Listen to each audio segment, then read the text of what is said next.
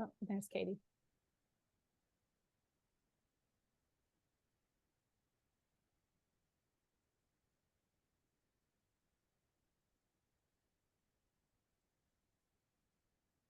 Hi, Katie. Hi, Hi, how is Katie. everyone? Good.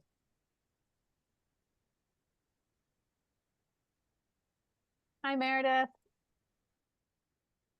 Hi, how are you guys doing? Good. Yourself? Looks like you have a busy schedule today. Yeah, recently started my master's, so I have class in between this. Oh, wow. Wow. So actually, and hi, Carl. No. Since you all are early, I'd love to use you as guinea pigs if you don't mind. So Deb or Margie, we're going to drop into the chat here a link to a live slide. This is an icebreaker. And if you don't mind taking a minute here, the question for you is, if you won the lottery tomorrow, which home improvement project would you choose first? And you should be able to get into here, grab a yellow dot with your cursor and drag it over to your answer. And I'm curious to see if you're able to do this.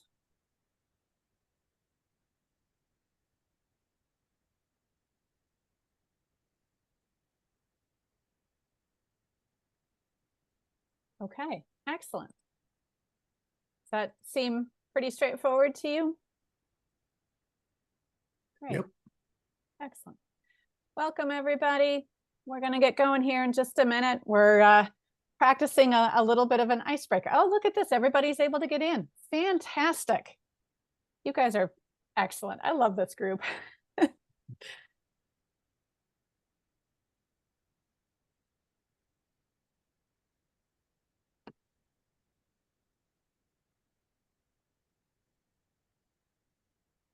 Colin, thanks for joining us. We're just going to hold for a minute here as folks get in and get settled. In the chat, you should see a link to an icebreaker slide. It is a live slide. So go ahead and click through, and just for fun here, given the very high knowledge of this group, I'm curious to see where folks, if you win the lottery tomorrow, which home improvement project would you choose first? Go ahead and drag a dot over to what you would choose.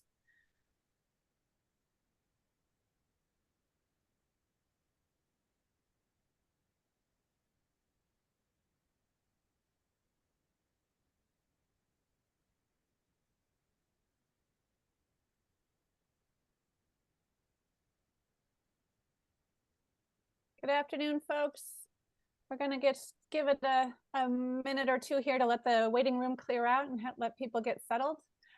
In the chat, you should have a link to a live slide, just a fun little icebreaker for us, nothing to stress about.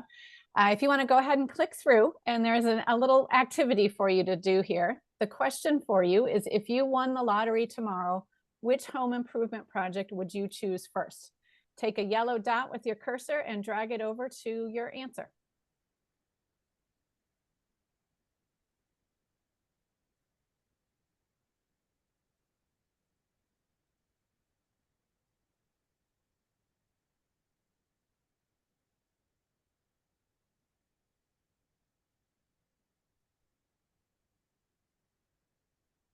Okay. Andrew Stone, that's impressive. You've already done all of them. Good for you. All right, for those of you who are just joining, in the chat, there is a live link to a slide here for an icebreaker. Just a fun little activity for us to get started. So go ahead and click through.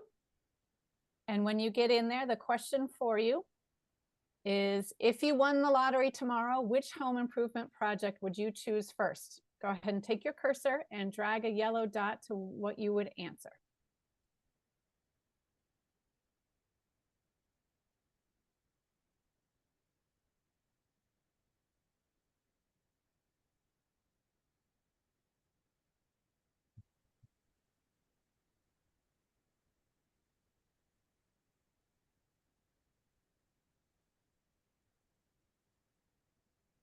Okay, I think we're slowing down. So we'll go ahead and get started, and welcome everybody. It's exciting to see you back. I know it has been quite some time since we joined. So the icebreaker, if you haven't had a chance to do it, should be up for you. There's a link to the chat. This is just a fun little activity for us. I'm curious to see, given the interest and expertise of this group, where we might land. But it looks like the question, if you won the lottery tomorrow, which home improvement project would you choose first? Looks like we have quite a few who would head to an EV and quite a few who would need to talk to their landlord first. So recognizing that renter-owner split, that problem that we've struggled with. And I'll just share my story. We have a 14-year-old car in my house with 160,000 miles on it. My teenagers are eyeing it eagerly to have it passed on. So we are in the market for an EV, but we are waiting for a year or two, hopefully, to see a few new models out. But this will be a familiar story to all of you. We need an electrical panel upgrade and a new drop to our detached garage. And we've been quoted $5,000 for the electrical work above and beyond the EV. So very familiar story. A lot of what we've heard throughout our work together of the upfront costs and the wiring, the weatherization that folks might face to try to decarbonize. So before we jump in, I want to acknowledge and celebrate the launch of the newly named Energy Conservation and Management Division's Clean Energy website. So Deb, thank you, just dropped the link into the chat for us. This is a fantastic new resource for energy efficiency and renewable energy rebates and tax credits. This is the one-stop shop that many of us have identified as much needed to raise awareness and interest. And I want to recognize Dana Howard and Yenny. I'm not sure if she's on the call with us yet, both with the Energy Office. Thank you for your work. I know this has been a tremendous lift, and I really appreciate and excited to see how this comes out. So thank you. So welcome everybody back to our 4th stakeholder meeting for the New Mexico Building Decarbonization Roadmap. I'm excited to see you all. It really has been quite a while. My name is Kathy Boyce. I am the Director for the Interior West at GridWorks, and I'm joined by my colleagues, Margie Tatro and Deb Shields, who you've seen in most of our meetings. And I also want to introduce Katie Wu. Katie, if you could wave hi. She is another fellow from GridWorks that we have asked to join us today to help with some of the breakout sessions. So depending on which room you choose, you may see Katie in there as a help to scribe for that room. All right, Deb, if you could go ahead and drop the agenda link into the chat, and we're going to launch slides and get going for our day.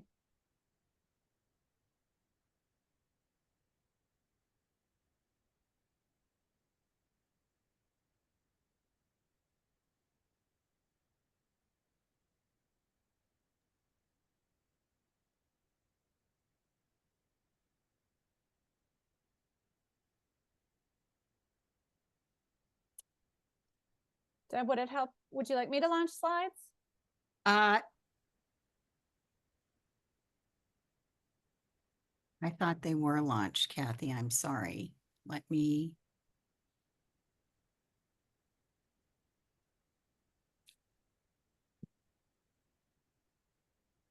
I can go ahead, Deb. That's okay. No worries. Okay, and I will put us to. There we go. Am I good? Yes. See the welcome slide? Okay. Excellent. For today, our objectives, we want to take a few minutes to refresh progress to this point. It has been some time. I know when I picked this back up, I needed to refresh. So talk through a little bit about our steps that got us to where we are today. We're going to spend the majority of our time working collaboratively to expand and refine priority actions. And then we will identify the universe of actors important to the success of the roadmap and identify specific actors. So we're really focused today on priority actions and identifying actors. So our agenda that you should have in the chat there for you, 3 hours that we're together, the majority of it, these breakout discussions, will focus on those priority actions. And then the last hour we'll spend on actors. To refresh on Zoom norms, this group has been doing a great job of maintaining a really good culture of respect and cooperation, and just please keep it up. These should all be familiar to you at this point. Please mute your mic when you're not talking, raise your hand when you wish to speak, We would prefer if you could turn your camera on if you feel comfortable. It is helpful to us to be able to see the face. Be respectful in your comments, share your ideas, and recognize we are a big group, so please be respectful to leave time for others. And you may note that, yes, we are recording. This is just for our internal note-taking purposes, not something that we intend to post, but do know that it will be captured in a recording. So to project recap here, to refresh where we've been, I want to connect for you all what we have done up to this point and where we're going. So the chevrons across the top there for you. If you'll remember, our kickoff meeting was in May. We all gathered at Nuevo Atrisco on the west side of Albuquerque to tour a low-income, high electrification multifamily building. We had Senator Martin Heinrich and Energy Office Director Puck Stair, who kicked off the meetings for us and really gave us the possibilities, the universe of what could be, of the opportunities when we think about building decarbonization. And that was to begin the conversation of our project vision of what is important to you all in building decarbonization roadmap for this effort. So that was our first meeting, and then we moved into that project vision to kind of hone in and focus on the clarifying the project goal and the scope for the project. Our second meeting, we spent quite a bit of time on the foundations document. You will find that on our website, but that is where we identified the project goal. And I'm going to read it back to you just to refresh: to eliminate all operational greenhouse gas emissions and pollution from New Mexico's residential and small commercial buildings by 2050. Creating affordable, comfortable, healthy, efficient, and resilient homes for all New Mexicans, prioritizing low-income, disadvantaged, and tribal communities. That has been our North Star that we have used to guide our work since the spring. We then moved into barriers and started to think about what are the impediments to reaching that operational greenhouse gas zero goal by 2050. What's holding New Mexico up? And so in our third meeting, we learned about grid readiness. We heard, actually the second meeting, I want to say, from the IOUs on grid readiness, and the third meeting from the Renewable Energy Cooperative Association, New Mexico RECA. Also heard from the Mortgage Finance Authority on housing stock and the age and conditions of New Mexico's housing. From that, we identified the barriers and really summarized, pulled that together in a document for everybody to review. That's the barrier summary revised that is linked here and also on the website for you. We then took that and kind of turned it on its head. Given the barriers that we have identified, inverting it and putting it into a goal statement to overcome those barriers, identifying goals, and then actions that can be taken to overcome. And so that in the last meeting, spent a lot of time identifying those actions, summarizing them, categorizing them, putting them into a pretty succinct summary, and then this menu of options that we shared with you all in July for you all to go ahead and vote on what were your priorities. So that brings us to today and the priority actions that we're going to spend the majority of our time. We'll hear what our work groups have been up to in August and some of the details that they have fleshed out, give you all a chance to collaborate with those volunteers and to refine and further define these priority actions, and then move into the actors discussion, and ultimately then on to the roadmap. So we are quite a bit of ways through the steps that will lead us to the roadmap.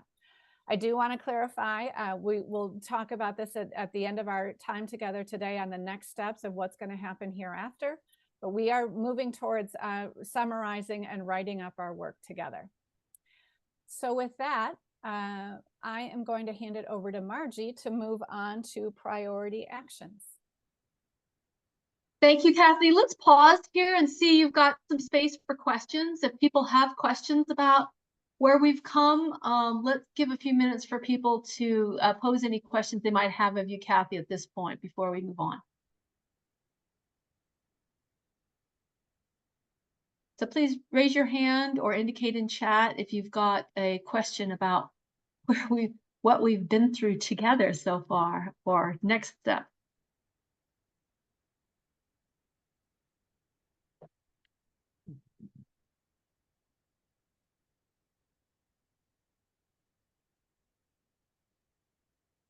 Okay, I don't see any raised hands. Kathy, do you? Okay, great. Well, as Kathy mentioned, after the group talked about barriers to this decarbonization future, we worked to present those barriers, as she said, invert those to be goals. And those 5 goals are listed here. The first one was really to increase public awareness of and interest in building decarbonization technologies. Goal 2 was to increase the value that customers and users would receive from adopting these measures. The third goal really focuses on the people who need to deliver these measures to the market, the contractors and others, that having them strengthen the contractor value proposition so they're incented to do these, implement these measures and suggest them to their clients. Goal 4 is focused on policies. Recognize the need to establish state policies that better incentivize greenhouse gas reductions in these sectors. And then our last goal was really around infrastructure, and it was to prepare New Mexico's electric grid and housing stock for future electrification. As Kathy mentioned, we as a total group then brainstormed specific actions that would support these 5 goals. And in fact, there were 21 ideas that this group came up with, and those are listed in that last meeting summary. We weren't going to go through those at this point. And please note that although we had all of you vote on what were the top priority actions amongst these goals, we're not going to lose the content of those 21 actions. Though what we're going to do today is focus on the 6 actions that the largest number of people voted for. So Deb, if you can go to the next slide, please. Or Kathy, whoever's got slides.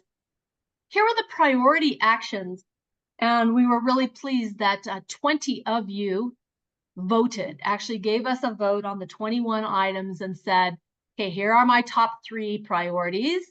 And so we took that collection of votes, and here you see in the turquoise bullets, these are the 6 actions that got the greatest number of votes by the 20 of you who were able to vote. So you see goal 1 on public awareness, there were no actions that rose to the priority level, although there were some good ideas in there, and those will be captured in our documentation.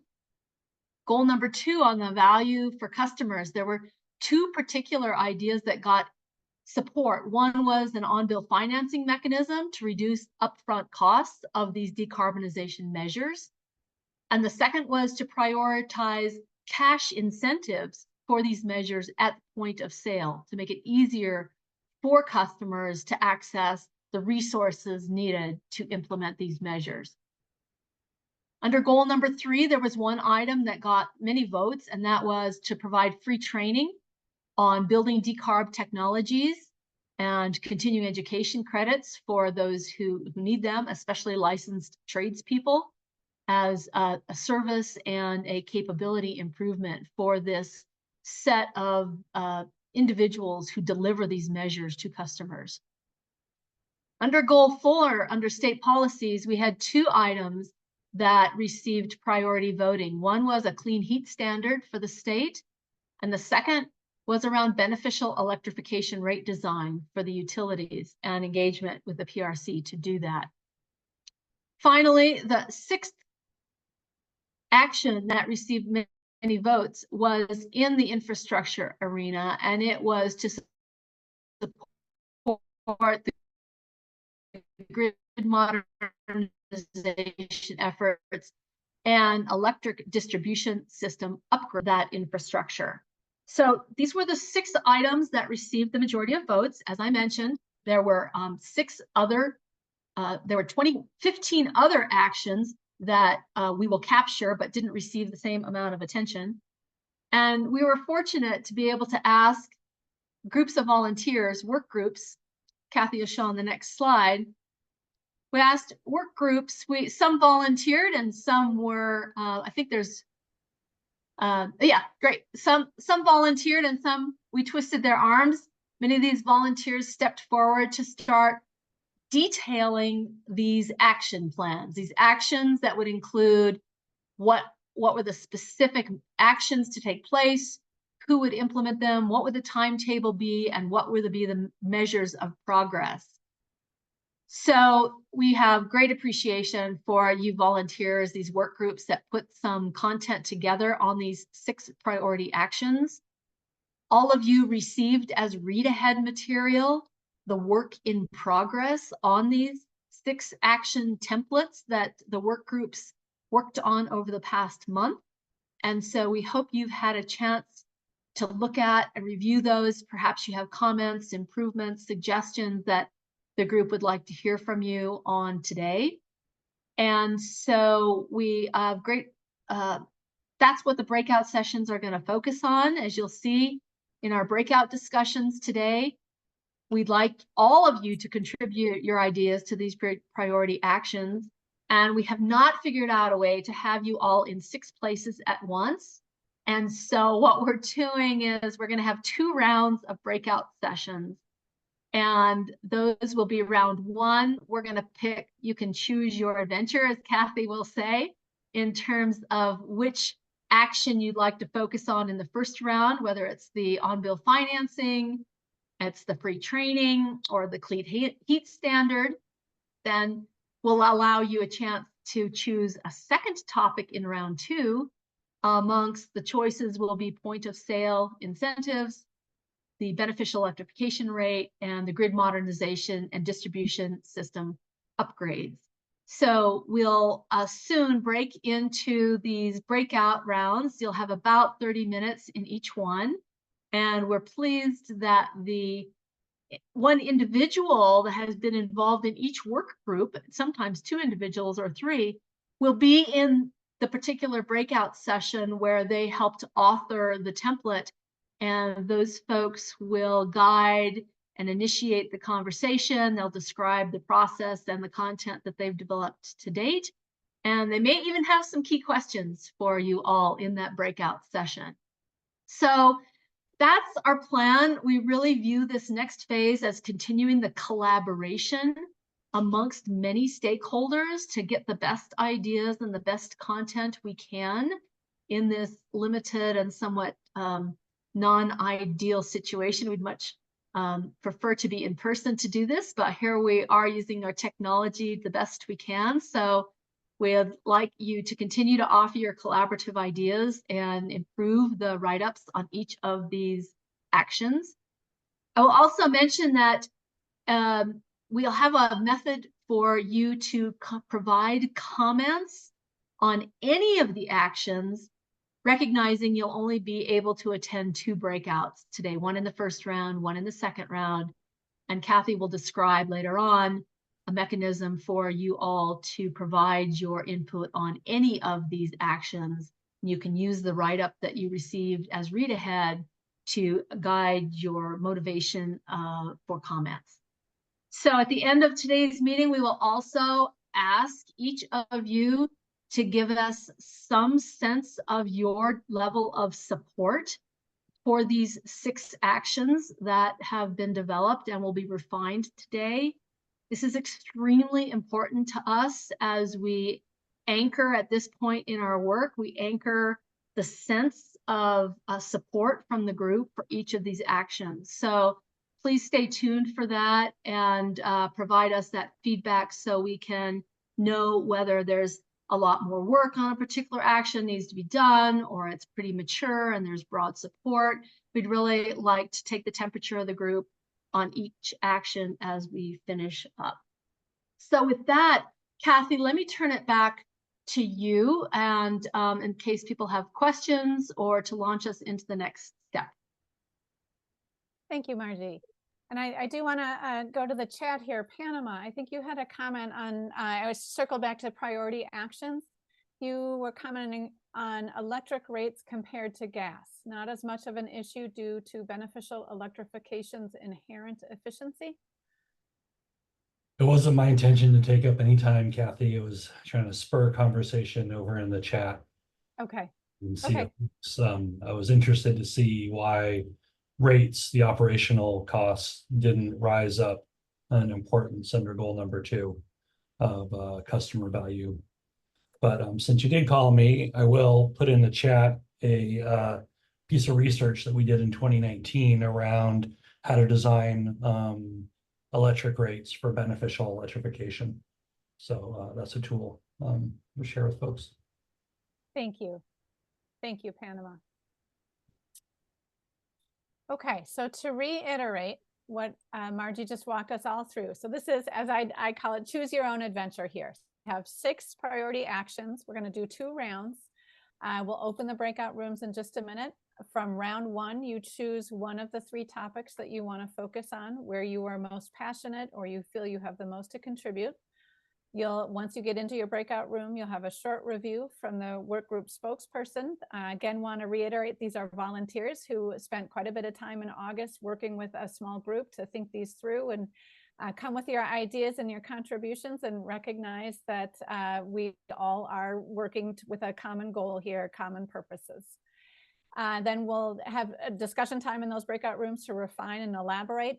GridWorks facilitator will be in each room to help scribe and take notes for you all. So Meredith, yes, we will have notes for you. We can share those with you as if you're unable to stay on. Thank you. Questions before we send everybody to breakout rooms, or you choose where you want to go?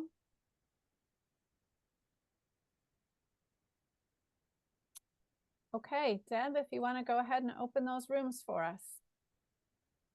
And we'll stay for just a minute. If you're having troubles of where to go, we can certainly help.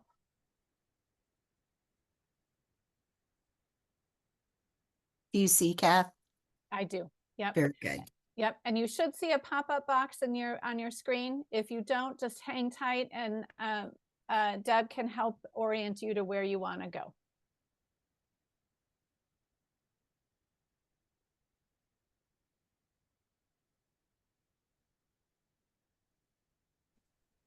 I don't see a pop-up box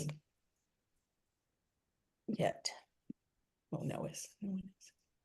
So Steffi, what you probably want to do in your Zoom, if you go down to the 3 dots where it says more, click on that and you'll Got see it. breakout rooms. Yeah, and some people who have updated to Zoom Workplace, and maybe down along the bottom, you'll actually see a breakout rooms button. Okay, and I'm going to head to my breakout room. Thanks, everybody.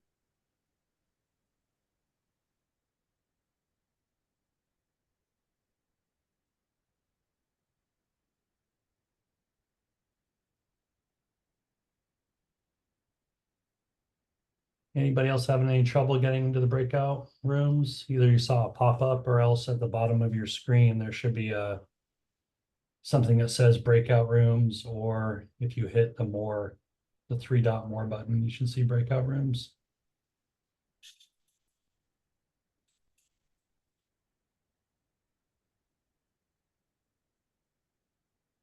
Welcome anybody just joining. We're into breakout rooms right now. At the bottom, there's either a pop-up or at the bottom of your Zoom screen, there should be a link to breakout rooms, a button to push. Or if you push the 3 dots and more, you'll see a button there.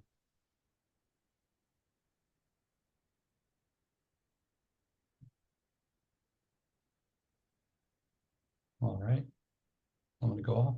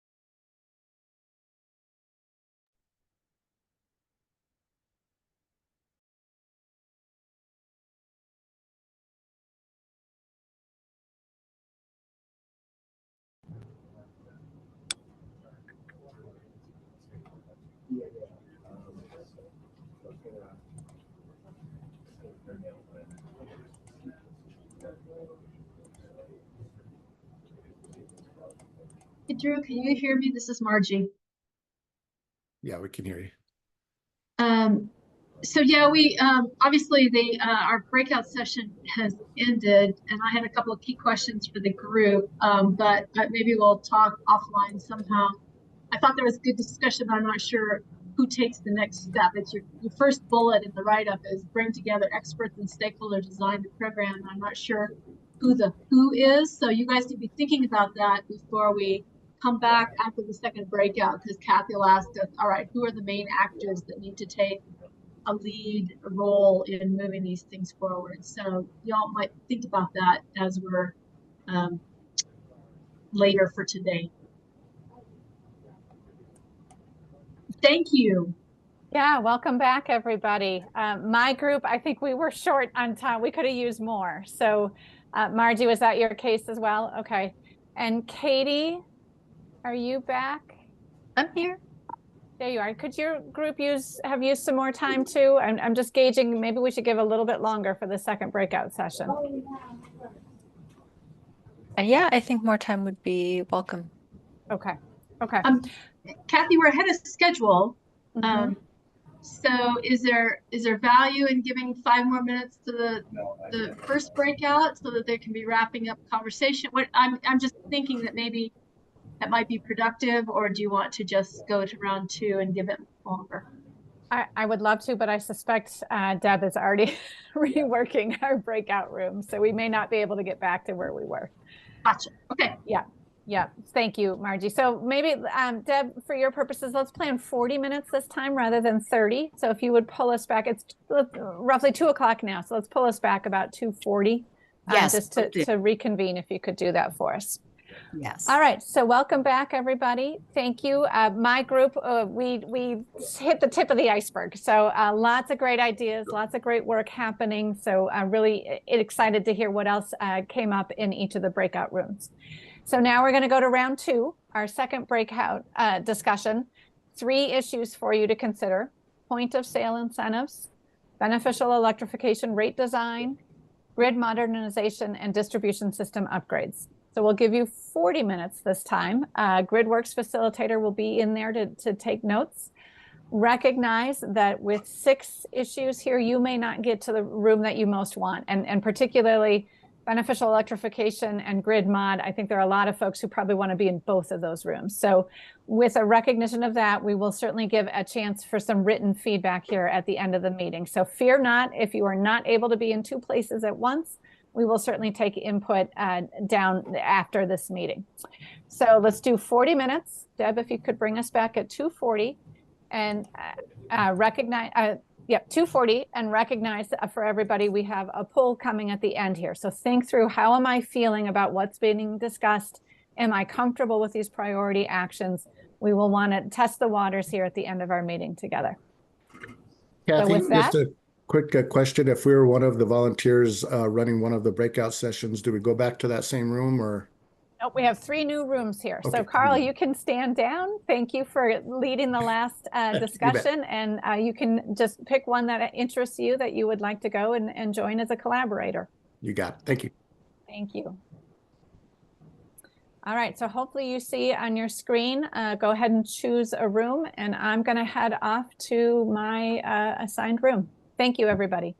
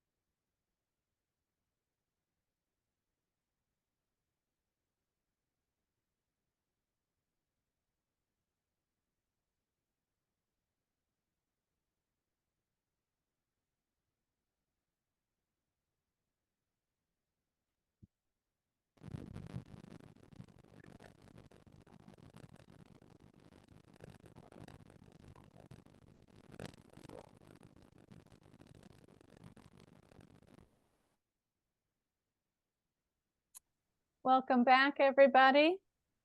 Very robust discussion happening in my breakout room. I hope you all found it useful. We are a little bit ahead of time, so I do want to ask if there are any thoughts or feedback from the last hour that we've spent on priority actions, or anything that you want to communicate with a larger group before we go to break.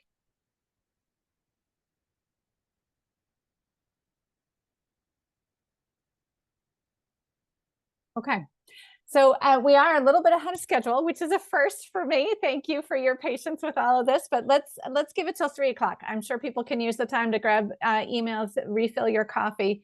Let's take a 20-minute break here. We'll come back at 3 o'clock. And at that point, we're going to move on to identifying actors. And we do have this poll coming at the end. So please do rejoin us. Thank you.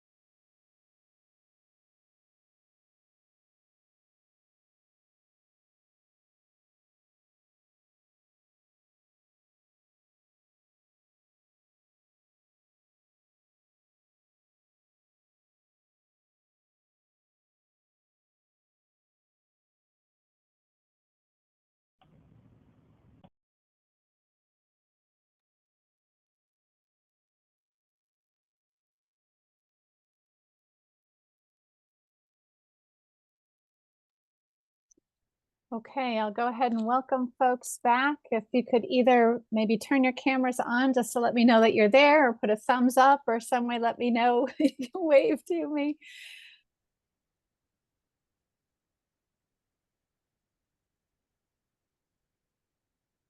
Excellent.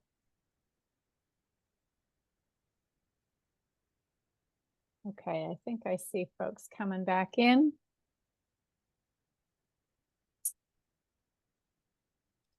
All right. Thank you, folks. We really appreciate you sticking with us. I know it is easy to get busy into emails and other tasks. So thank you for rejoining, and we'll persevere here through for the remainder of our meeting.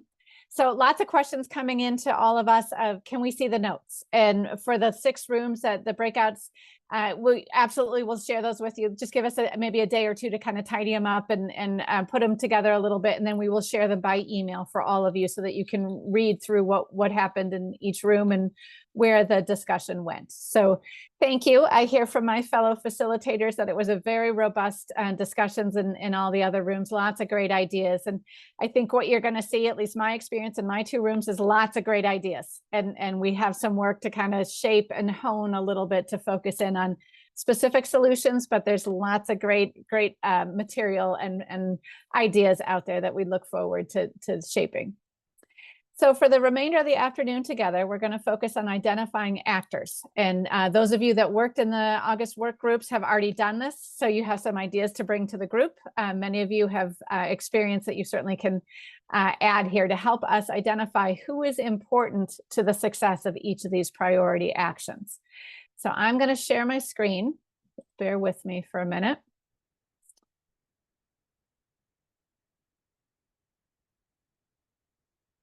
Okay, and what you should be seeing is a slide that says identifying actors. Does that look right? Just if I could get a thumbs up from somebody. Okay, thank you, Margie. So our goal here is to identify who is important to the success of the priority actions. And we may, if we have time, we may get into lead, support, and implementing entities. But for now, let's first capture the universe together. Who are the categories of actors? And so several of folks have identified individuals. If we could kind of bring it up one step. So like New Mexico legislature and political leaders as a category of actors that would be important to carry these initiatives forward.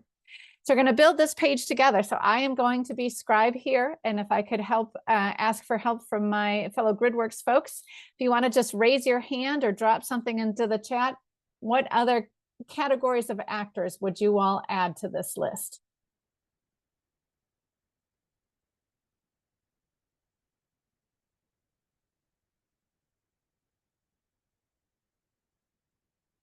Are you saying in the area topics that we just broke out on Mm-hmm.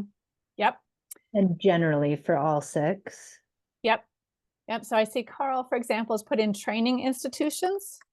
So I'm going to put educational and training.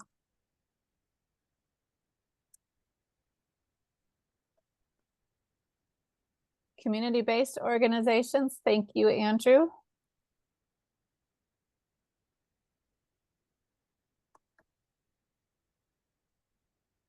I apologize for my fat fingers here. So community-based and maybe nonprofits.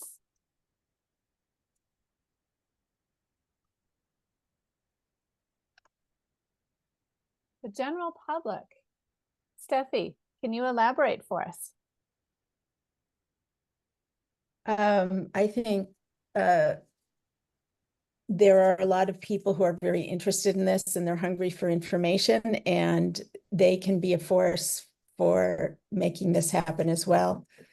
You know, maybe it's nonprofits like Sierra Club that, you know, does so well, gather people to make comments and such, but I think they're, you know, it affects them, and also, you know, they can, it's their elected representatives.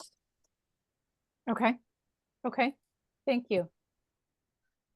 Andrew Stone, can you clarify CDFIs? Right. I spelled it out later. Community Development Finance Institutions. These are basically entities that can take federal funds, state funds, and loan them and oversee them at really low interest rates. Community Developed Finance Institutions. Are these state agencies? They're various. I've just been hearing about them, and I guess an example in a way is the New Mexico Climate Investment Center. Let me see who else comes up when I go CDFI NM.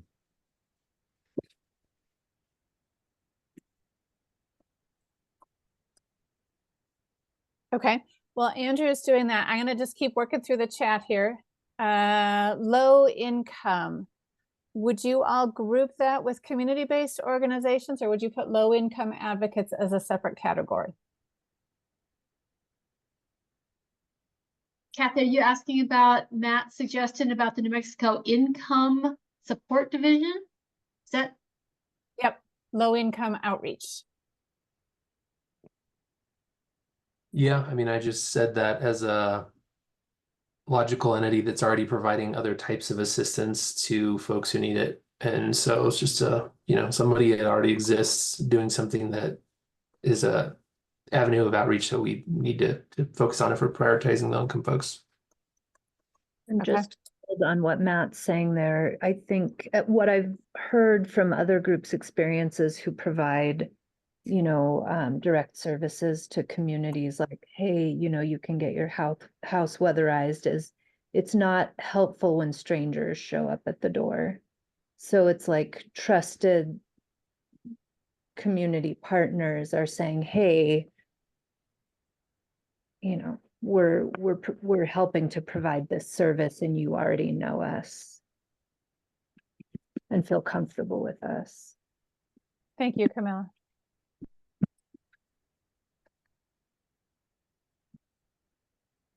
And I'm responding here to Adam, industry. I think probably we'd also put in manufacturers, distributors.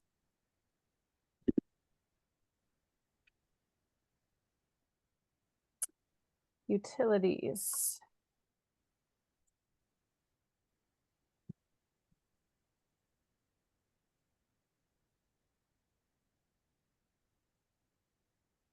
Can I just add, Labor. Yep. Thank you, Michael. Labor.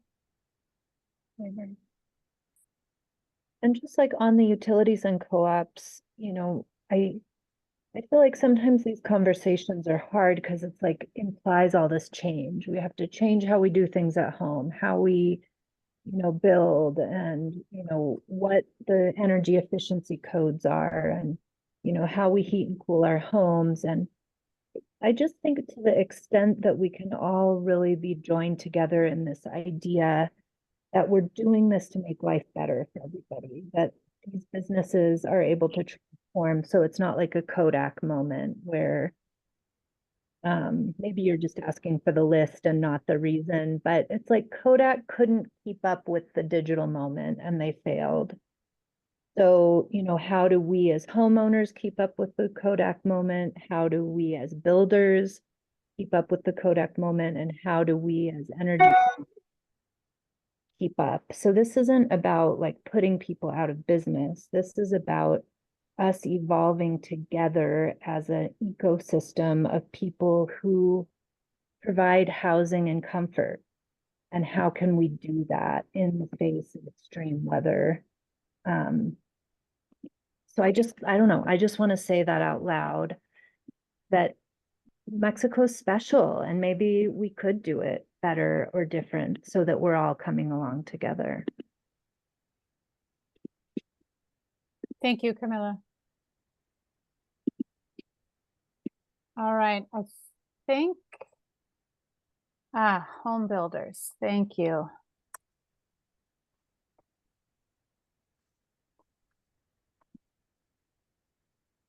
All right, how's this list looking to folks? And again, recognizing we're trying to focus on categories here. Yes, there are individuals for each priority action, but as if we were to group these, does this feel like the universe that we need to capture? Do we have elected officials on here? Yes, we do. Mm-hmm.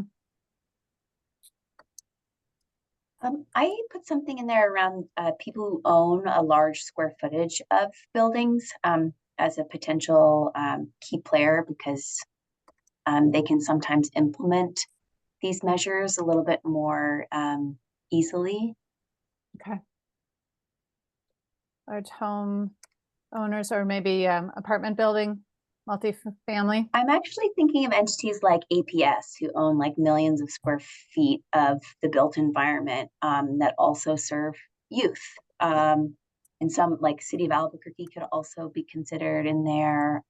Any kind of UNM, they have a lot of buildings. Okay.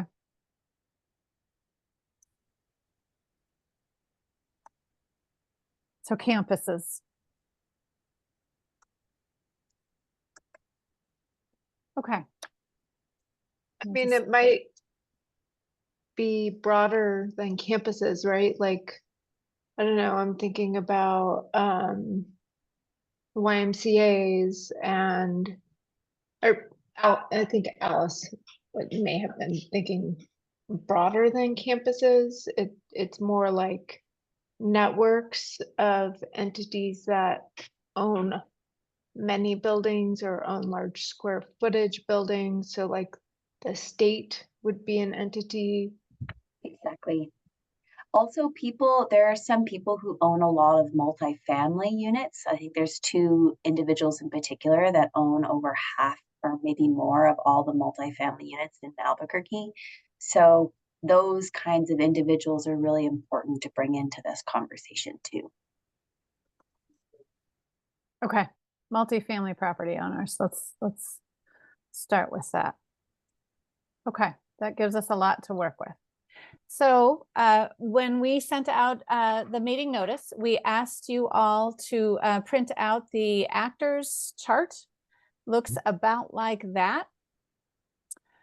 And we're going to take just a few minutes here. If I could ask you, I'll flip back to what the list we just developed. And going to give you about 5 minutes of think time here. So write the categories of actors into these headers. So along here, and then go ahead and think through each of our priority actions and put an X in the appropriate box for which actors do you think are important to carry out or to further that priority action. That makes sense? Any questions about what I'm asking you all to do? So I know I'm in a little tiny thumbprint, but this is the actors chart. If we were in person, I'd just hand it out to you, but this is the best we could do. If you weren't able to print it out, just go ahead and improvise, find some scratch paper, 6 priority actions along on the side, and our categories of actors across the top. And I will work here on screen so you can see each of those categories. Go ahead and take 5 minutes if you want to even go off camera while you're working and fill out that chart for us, and then we'll take a few minutes to discuss it.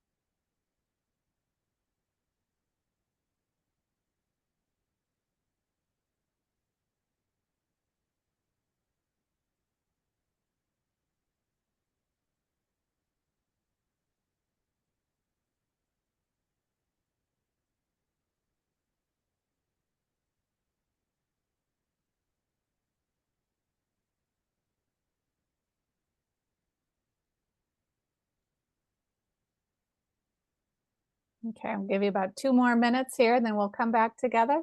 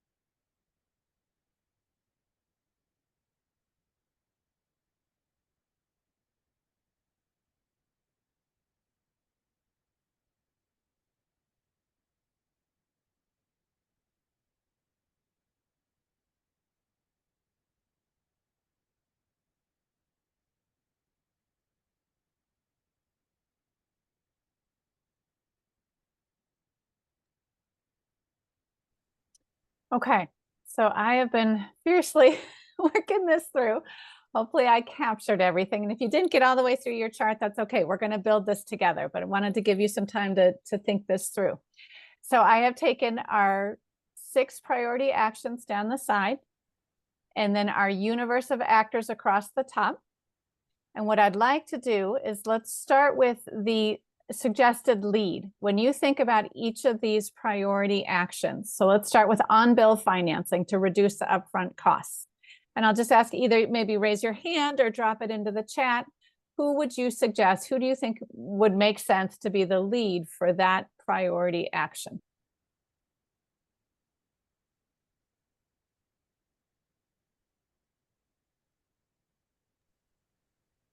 Well, I think it does, if I'm not remembering incorrectly, need to have some sort of legislative authorization.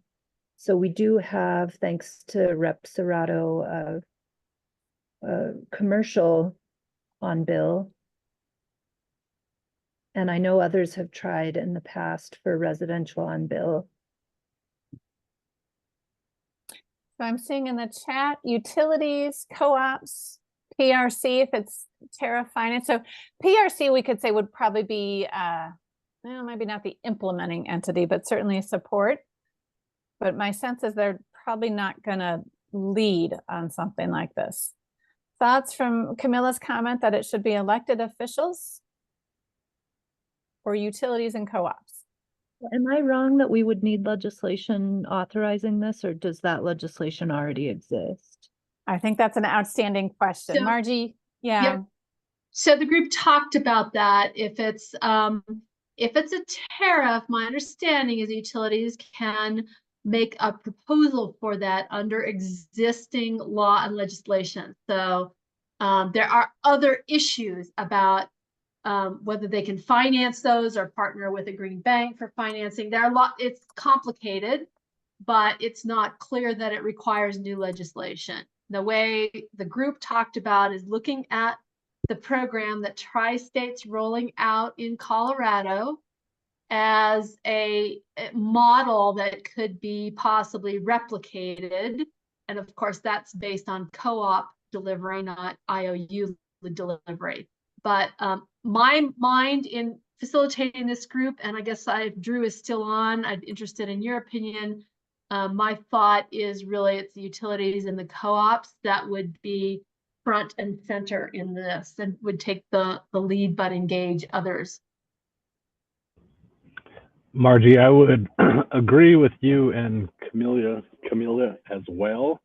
I think that having formal legislation to set an overarching general policy framework would be something that I think the utility would engage with. Again, we've talked about it, and Andrew's provided probably a dozen examples of different on-bill financing examples. So I think that the legislative route and then administered by the commission would be a pretty reasonable pathway. The more and more we talk about it, it seems like that may be the most logical pathway. I'm not sure who pitches it, who petitions it to the commission to, I mean, I guess at a program level, at each individual utility, that could be something, but I think step above that, a general framework of how it should work for everyone would be something I think the utility would like to see, more so than just coming in on a one-off, you know, picking things out of tri-states that we like, but others may not like. Seems like a bigger mess, quite frankly. So having some guiding principles that are set by the legislature and endorsed by PRC or something like that. Yeah, something that was approved, passed by the legislation, handed off to the commission to create rules and kind of a sandbox to work in from there. I think would be something that the utility would be more favorable to seeing. I'd say that. Thank you. Thank you, Drew. Okay. Captured. Yep. So let's put elected officials and utilities and co-ops as lead, recognizing that directive from the legislature would be helpful for utilities. So moving on then to our second one, cash incentives at point of sale. Suggestions for who would be the lead there?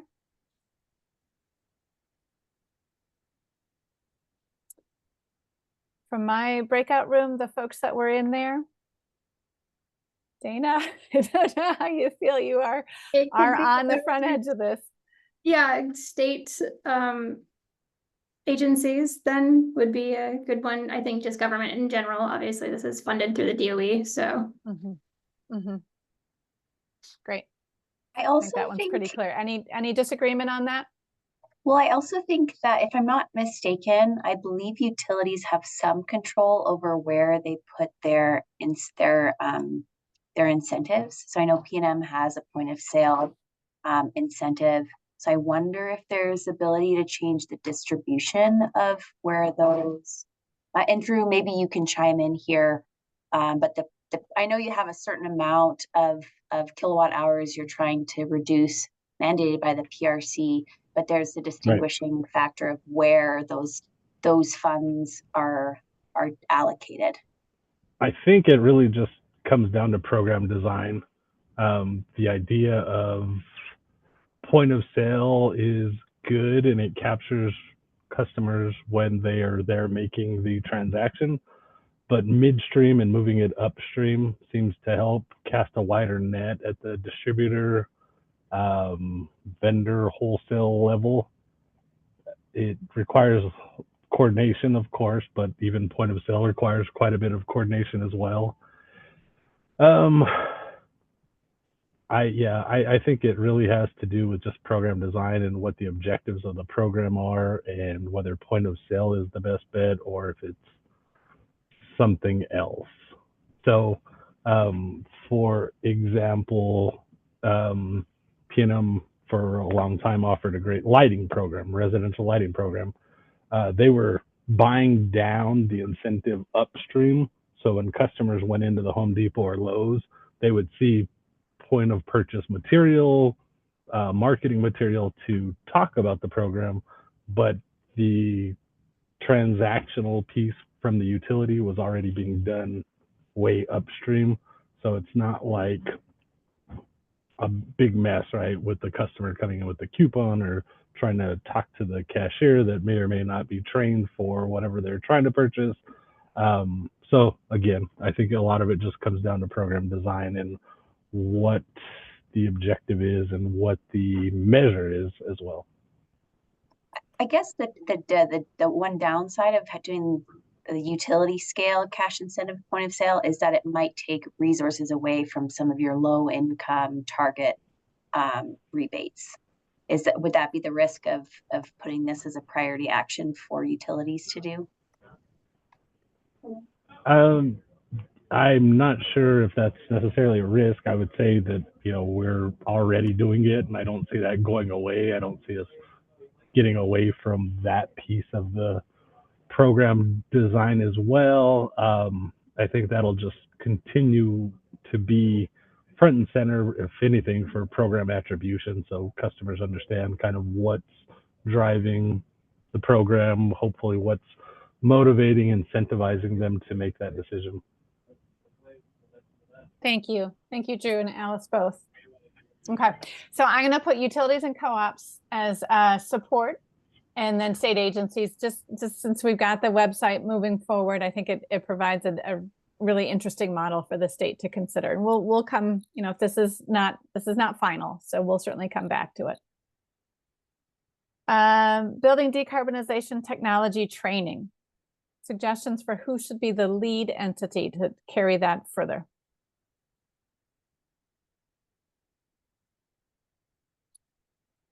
Carl is saying educational institutions, training institutions. That seems pretty reasonable. Adam offers the state. State as far as funding. Adam, is that what you're thinking? Yeah, as well as potentially offering the webinar trainings themselves, depending on what that's entailed. Okay. Okay. And the energy coaches that came up. Yep. Yeah, through like CID, construction industry. Mm-hmm. Mm-hmm. Great. Thank you. Clean heat standard. The lead entity to carry that forward. I believe local government have some jurisdiction around this with zoning, don't they?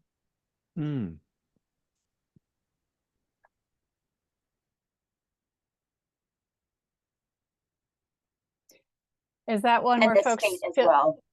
feels, yep, like a legislative directive?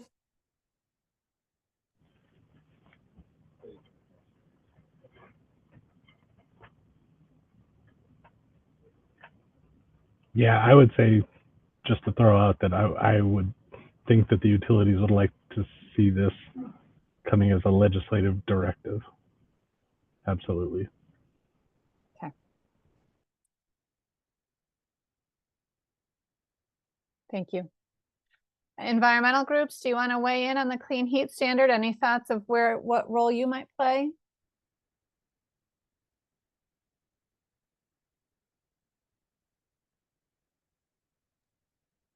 Kathy, I do think the state needs to be involved with that because they would adopt or approve through their commission any standards or updates to the existing standards. Mm-hmm. Mm-hmm. For implementation. Yep.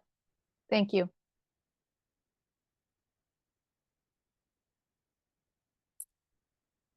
Any further thoughts on clean heat standard?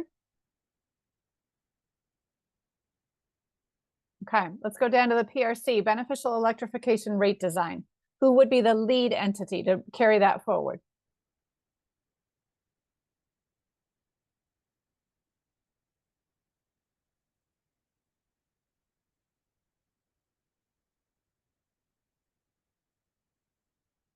Can folks not get this far in their 5 minutes of thinking?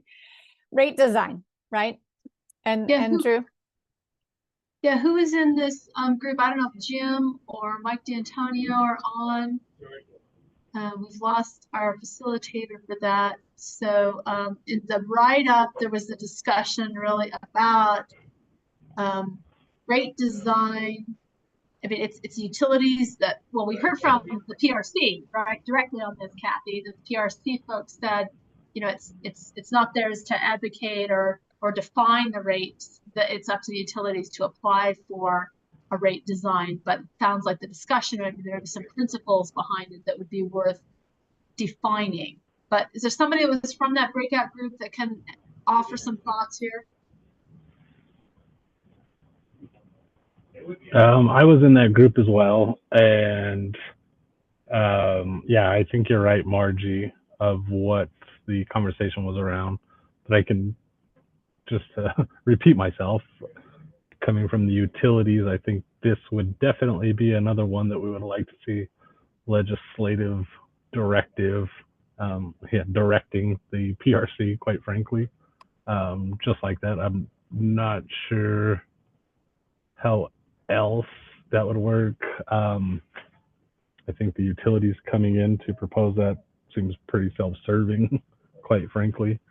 So I think that directive from the legislature would be valuable. Can I add to that? This is Vince. I think the utilities could do that also. The utilities and the PRC, all three of them, because it might cause a rate, not a rate case, but a rulemaking from PRC. It would certainly require legislative, but it's going to take a initiative from the utilities, you know. Yep. Thank So you, I think Vince. all three of them. Yep. Yeah, I agree, Vince.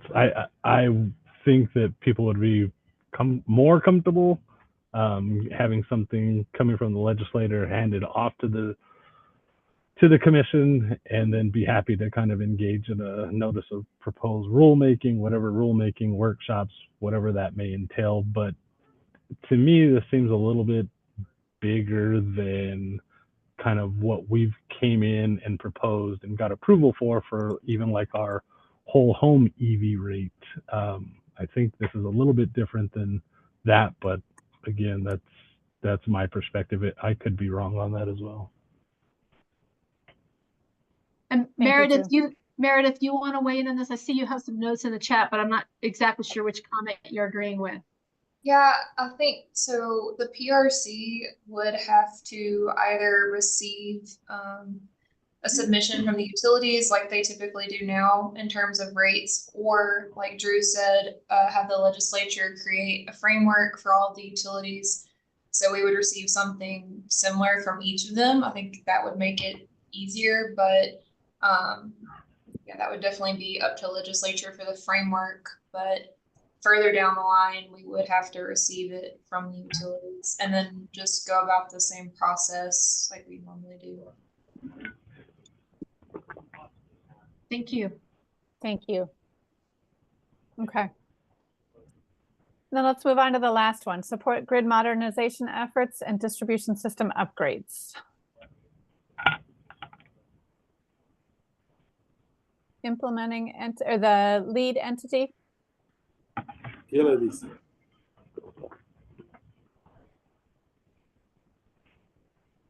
Through an application, Vince?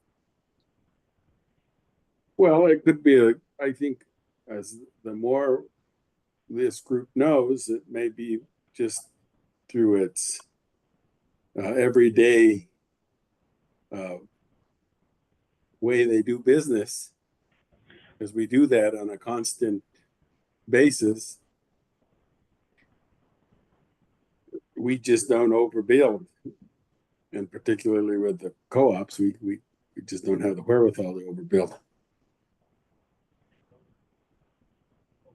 Yeah, I would say that our integrated resource planning definitely comes into play here. But I would say back to the legislature, I think the legislature has already proposed grid mod for investor-owned utilities. I think kind of aligning,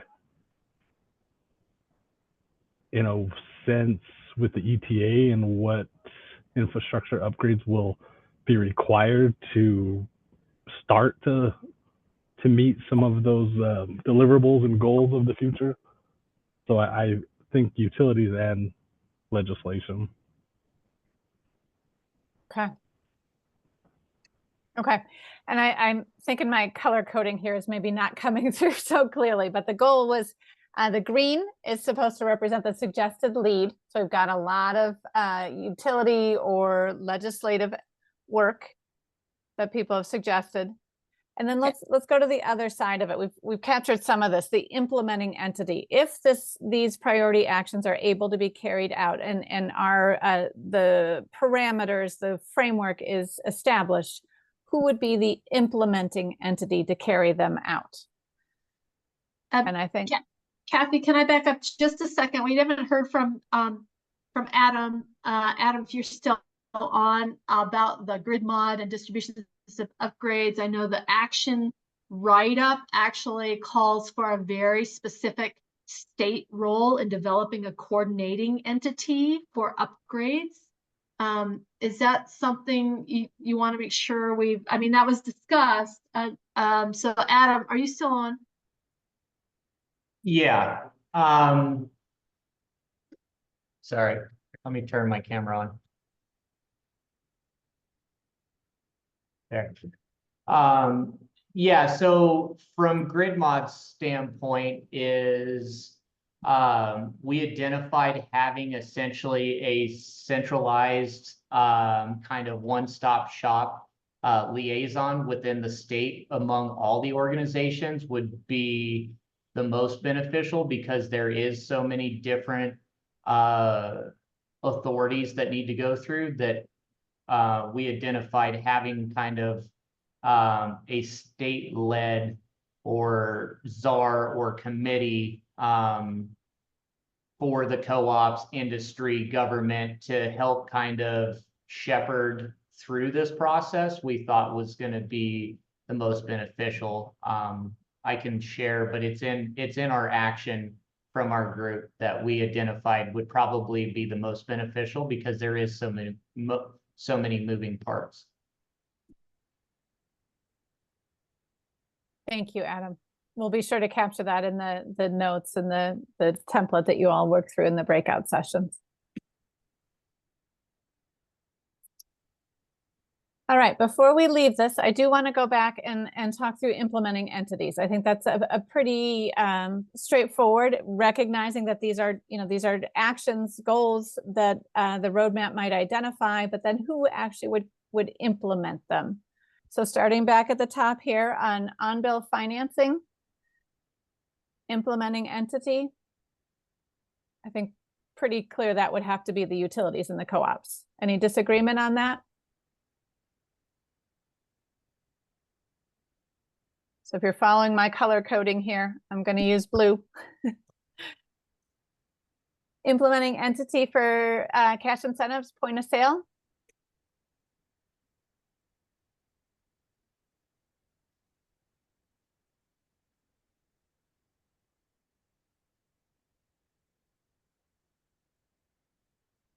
I think it might also be the state.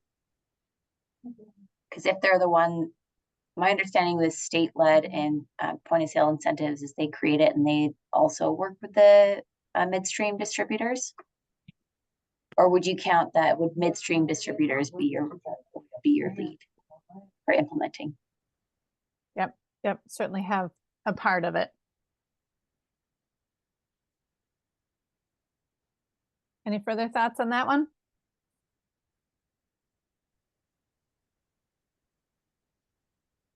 Steffi, thank you. Vendors, yep.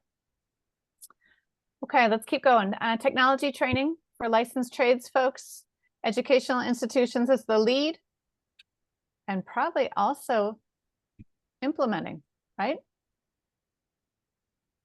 Yeah, thank you, Carl. This is Camilla, and I wasn't on this team, but just flagging the labor unions on this one. I keep having this fantasy that the people who get this training will get to try to implement stuff on their own houses, or maybe if they're renters, on the houses of their landlords, to have the benefit of maybe getting their own place as comfortable as it would ideally be. And even being able to do the work in people's own neighborhoods, I thought would be very cool. So. Thank you, Camilla.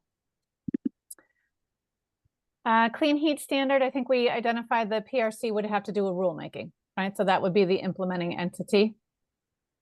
Any disagreements there? Okay. You know, I think it's gonna have to be legislatively authorized, no. I'll Yeah. have to check on that to make sure, but I can get back to you once I ask somebody.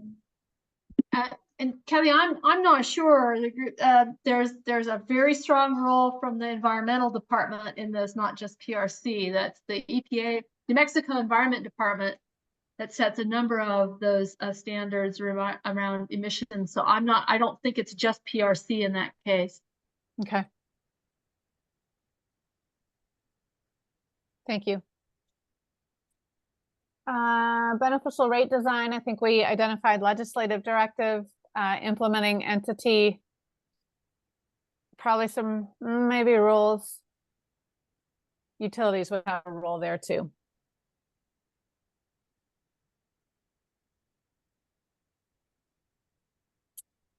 Any disagreement? No, this is Kara though. And I do have a question because the earlier comments that NMED may play a role due to their oversight, I think, of the building code.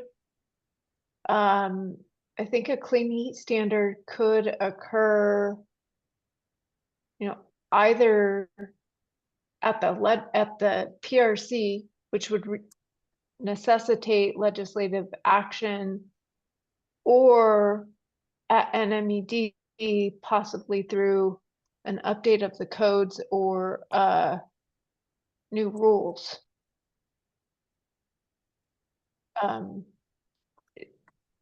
Does anyone else have any thoughts or concurrence of those ideas?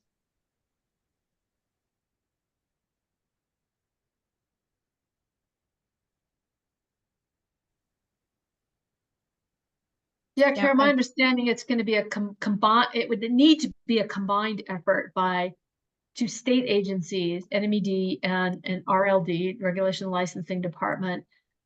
You know, the PRC is obviously they're not a state agency, right? They're implementing, but they'd have to be involved. I think this is going to be a three-way party necessary to move that forward. And legislation would need to Yep. Okay. Guide that. Yeah. Okay. Set the framework and the parameters for the state agencies. Yep. Yeah. And ask that it be done, right? Yeah. Yeah. Okay. Okay. All right, and then grid mod, Adam, thank you. I see you've put in there the state level coordination among the agencies. Thank you. So certainly want to have state agencies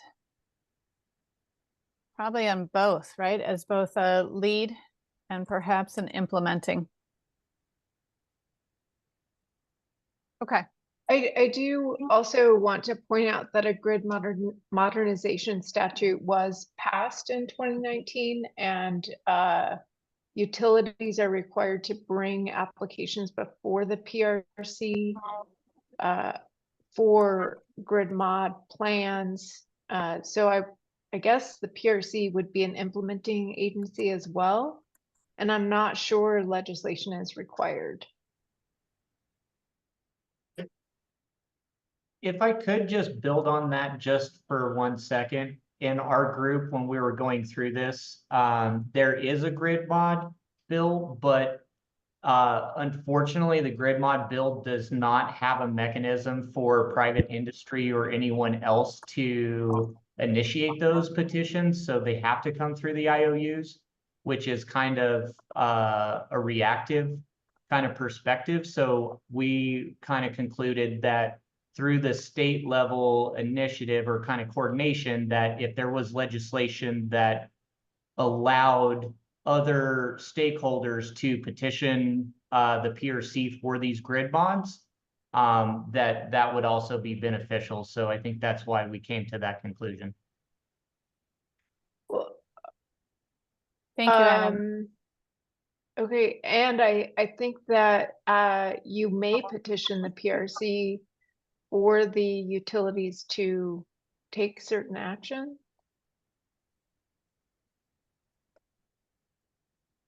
Yeah, but I believe that the petition itself for the grid mod upgrade would have to be initiated from the utilities. And so that's where we thought that if there were other avenues for stakeholders besides just the utilities or the burden to be on the utilities, that could potentially be a good framework under our kind of proposed pathway forward. But again, just one avenue, not necessarily the path that this group should take. Okay, thank you. All right, I'm going to leave this where we are, recognizing that it's work in progress. I think there's some overlap and a little bit of rough in here that we probably need to work through. So in the interest of time, I'm going to move us on to our last slide, if I can get, there we go. So for today, as we move towards a meeting recap and a poll here, so please hang on. We really would like everybody's input on this poll. So our outcomes for today, we refresh the project steps. If you remember the Chevron spectrum that I walked you through, so you are familiar with it, refreshed on all those components that we've done. I spent the majority of our time talking through the priority actions in those breakout rooms, and we will be sharing those notes with you. Just give us a chance to tidy them up and make them a little more user-friendly, and we will share that out in an email in the next couple days. And then the last work here that we did on identifying actors. So that brings us through all of the components that would feed into the roadmap. So our next steps. Recognize that you may not have had time to or been able to participate in a room that you would have liked to have joined. Again, you can't be in two places at once. So you may have more to say about the priority actions. So anything that further that you would like to put into writing, ideas that you didn't get a chance to express, please send it to us, email, however, a doc write-up, we're pretty easy. Send it to us by Friday, September 20th. So that's a week from this Friday. You may remember, secondly, that we also originally discussed a 6-meeting series. And I want to be upfront with you all. We are running against budget constraints. We had hoped to do all 6 meetings. And due to these budget limitations, we do not have another meeting planned at this time. From GridWorks' part, we are committed to summarize our work to this point, compiling it into an outline that have these key components: the foundation document, the barrier summary, the barriers and goals, the actions and priority actions, and then the important actors. Again, recognizing that this is work in progress. We know there is work yet to be done to affirm or refine the priority actions. Not all of you were able to weigh in each room today, and we will take care to label that all of these materials are work in progress. That is we do not feel this, we are at a point where we can say this is the will of the group. So in lieu of that affirmation work today, we would like to take an initial poll. And the purpose here is really to take a temperature check on how you all are feeling about the different priorities that we spent time on today. So I really want to emphasize the importance of this poll. This is a good read for us as facilitators in lieu of those future meetings. They'll give us an initial read on how you all are feeling towards the priority action. So you really hang on for us, please. We've had low response on polls in the past, but really do ask you 6 questions, each of the priority actions, to rank where you feel in terms of your support, or if you are undecided and can't commit at this point. And then we are also willing to consider volunteers. If there are those who are willing to take up the summary outline that GridWorks produces and move it further along to champion these efforts, please contact us. We are interested in seeing these ideas continue the momentum that has started in this group. That has been really a pleasure to watch and help facilitate, to see that carried forward. So 3 requests. Send us any written feedback on priority actions by Friday, September 20th. Complete our poll that we're going to launch here in just a minute. And then if there are any volunteers to continue to champion this work, please contact us and we will take it offline with you. So with that, I do want to thank you all for your participation to this point. You have been a very rewarding group to work with. I see a lot of collaboration, a lot of great ideas, and encourage you to keep this momentum going. So Deb, if I could ask you to go ahead and launch the poll. And I'll stay on if there are questions or anything further. I'll hang out for a few minutes. Thank you all. It is launched, Kathy.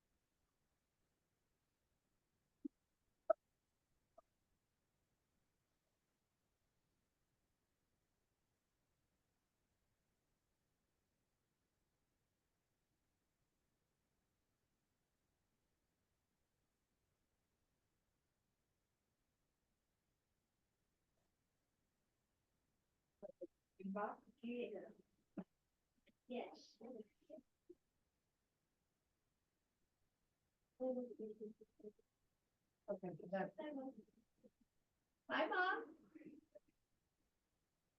Nope.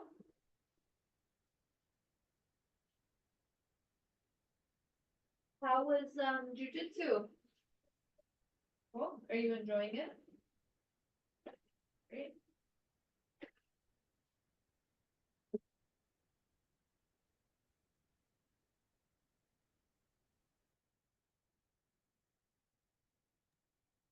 Kathy, you've finished the poll. Is that the end of our time today? Okay, awesome. Yeah. Thanks so much, Thank you, everyone. Alice. Take care. You too. Bye-bye. Thanks, you guys. I have Thanks, a Kara. question, Kathy, for these action items. I know that you said it would be up to kind of our discretion as a group of whether or not we continue, but did we label out any, like, for legislature, there were a lot of initiatives that had to be enacted through them. Do we have anyone in the group that was representing legislature, or anyone that would be like directed to reach out to them? No, I think that's really where the advocates and Okay. those who are behind it. So I need to take some time to look at what developed in the breakout rooms, but I'm hoping there's some guidance or some ideas of what a framework might look like. And then I think that's for advocates to carry forward with elected officials. Okay. All right. Thank you so much. Thank you, Meredith. Bye, Andrew. Thank you. Carl, thank you so much. Really appreciate your participation. You bet. It was a pleasure. Can I ask, I did research GridWorks when I first joined the group, but what exactly is it that you all do, and what are you going to continue to do with this information that you've gathered? I mean, you're not disappearing into the sunset, right? No. You're actively doing work. It's just No. Yeah, and it, host this you know, forum. just since it's among us, the four of us, it really hurts us to step out at this point. I feel like we are 75, 80% of the way there. We are so close to some really powerful ideas, and it is a hard place to step out. So GridWorks, to answer your question, we are a nonprofit organization that brings together stakeholders, decision makers working on difficult energy issues, transition issues in the West. So we only work in the Western Interconnect. Margie, of course, is in New Mexico. I'm based in Denver. We have an Interior West portfolio, and we do stakeholder engagement services, technical advice, policy support for policy makers, decision makers, working through whether it's building decarb or distributed energy resources. We do a lot of work on transmission, the high voltage transmission lines and regionalization of that. Electric transportation, variety of issues where there are a lot of folks who have a lot of interest, a lot of stakeholders, and frankly, a lot of economic levers for how decisions get made. Awesome. Okay. So, and Carl, Kathy, let me add. So Carl, what we are going to do is we're in discussion with our sponsors for this project, whom you know are the Building Decarbonization Coalition and the Natural Resources Defense Council, NRDC. So we are in conversation very actively with them about the materials that we have put together, what will happen next. Lots of options are being discussed right now. So you may hear more later, but this is an active conversation with our sponsors. So our intent Does is that to help? pull